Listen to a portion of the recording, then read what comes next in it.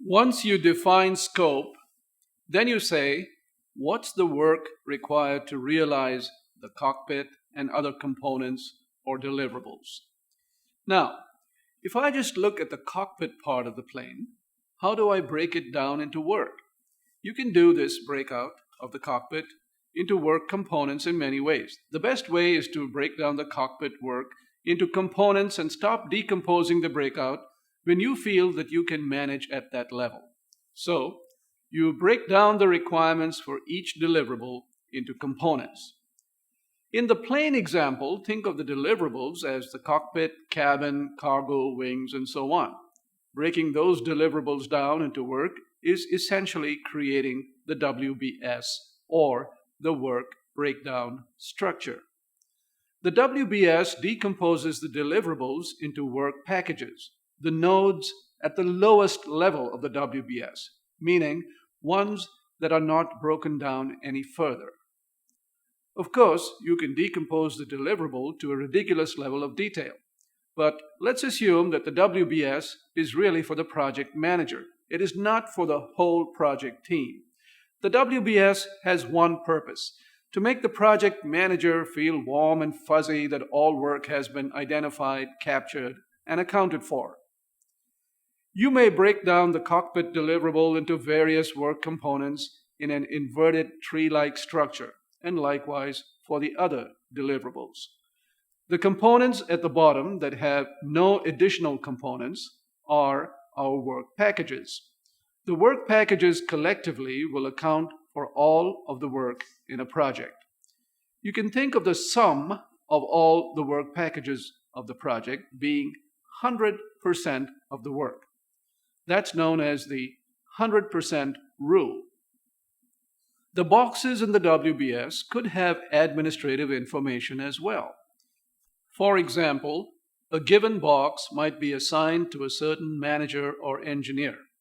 Therefore, the notion of WBS dictionary arises. The WBS dictionary is a term used for any admin type information associated with a WBS node. It could be the name of the person responsible for that box in the WBS. It could include accounting information. For example, to what account number is the work for that box going to be charged to? It can also include rough estimates of time and cost. In the scope column of the framework, we talked about moving from collecting requirements to defining scope, to breaking the work down into work packages, to verifying scope, where we check that the work associated with the scope is completed.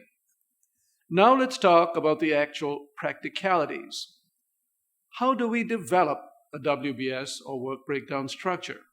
You can develop a WBS using various modalities. The ideal approach is to get everybody in the room and brainstorm all the types of work that needs to be done. Then classify the work depending on the deliverables and break them down into manageable pieces. That is the best way, if it is possible. But given the dispersed nature of projects today, it is unlikely that the project team is all together in one place. You could have virtual web conferences or even asynchronously develop a WBS using telephone conferences, email, etc.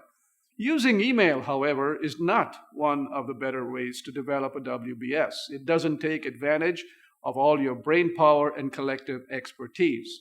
You really need to get a lot of expertise and brainstorm at the same time to create a WBS. It is difficult to do that with email, but as a last resort, it's something to keep in mind.